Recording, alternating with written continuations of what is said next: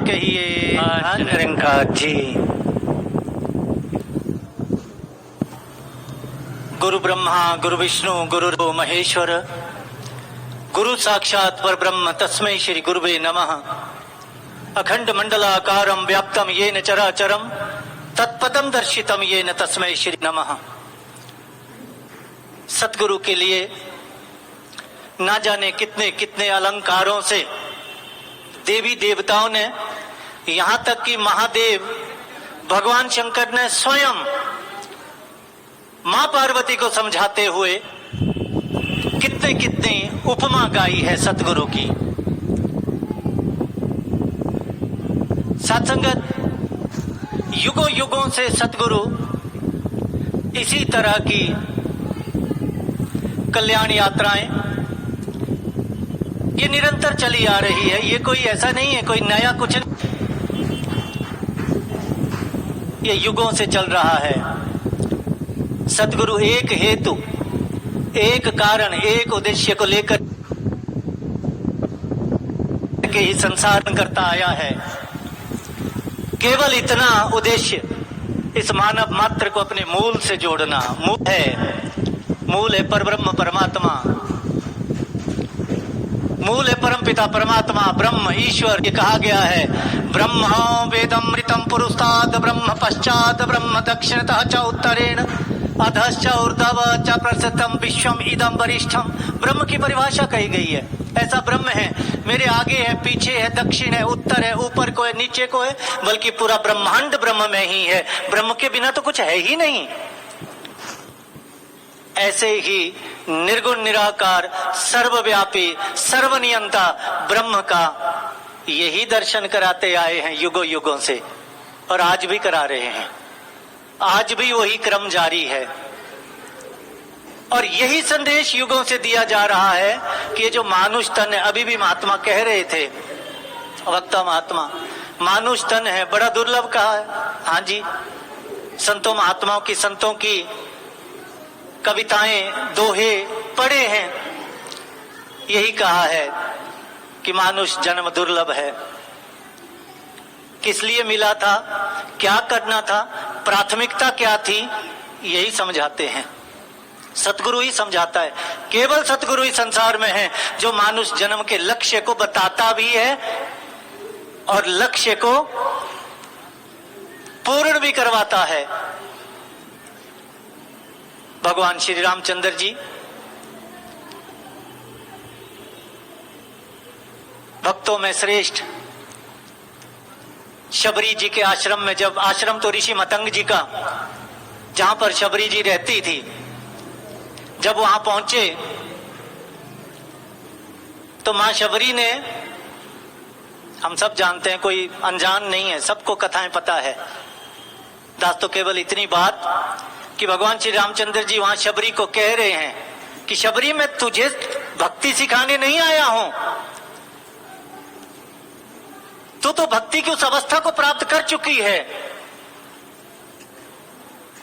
लेकिन संसार तुझसे भक्ति, जब भक्ति का कहीं जिक्र आएगा तो तेरा अनुसरण करेगा जमाना।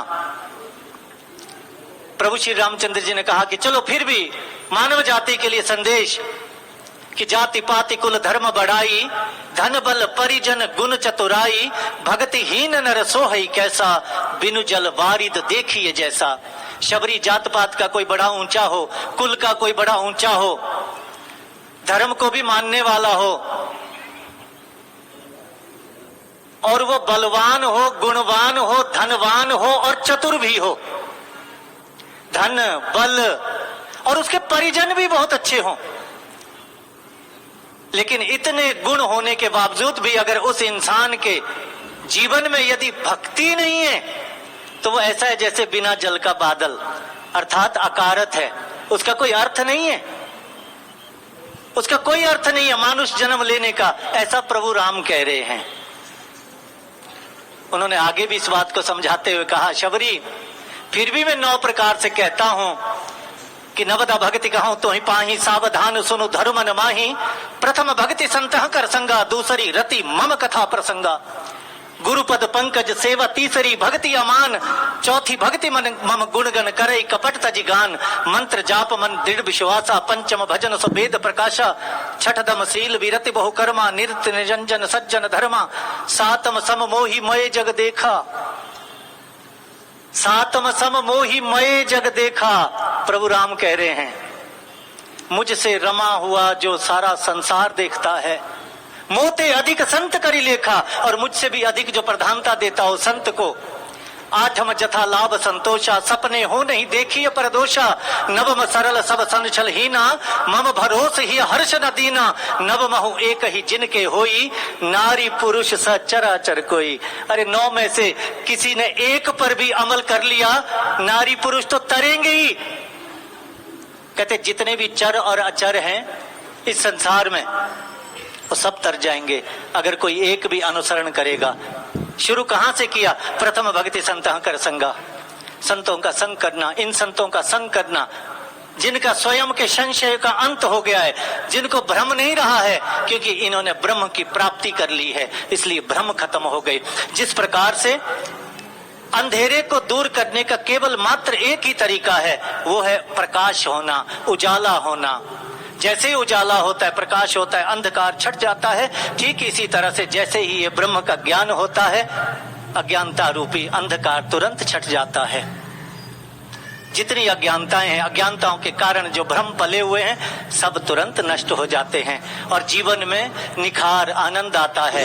और फिर क्या होता है, हमारे परिवार जिसमें हम विचरण करते हैं, हमारा समाज जिसमें हम विचरण करते हैं, हम एक सुंदर मानव की एक चाल जीते हैं जो अपने लिए भी कल्याणकारी होती है और हमारे संपर्क में आने वालों के लिए भी वो जीवन कल्याणकारी हुआ करता है। ये संदेश यही दे रहे हैं युगों युगों से।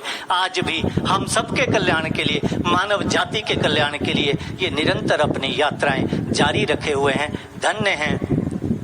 दास तो यहाँ पर सुंदरनगर में आकर के यही कहेगा कि बिल्कुल आप सभी महात्मा धन्यता के पात्र हैं कि आज सतगुरु साकार रूप में यहाँ पर इनका पदार्पण हुआ है। आओ जरूर झोलिया, जरूर इनके वचनों को और इनके और एक एक महात्माओं के वचनों को जीवन में धारण करते हुए इस मानुष तन को जरूर हम एक कल्याणकारी यात्रा तय कर पाए। प्यार से कहिए, धन निरंकार जी।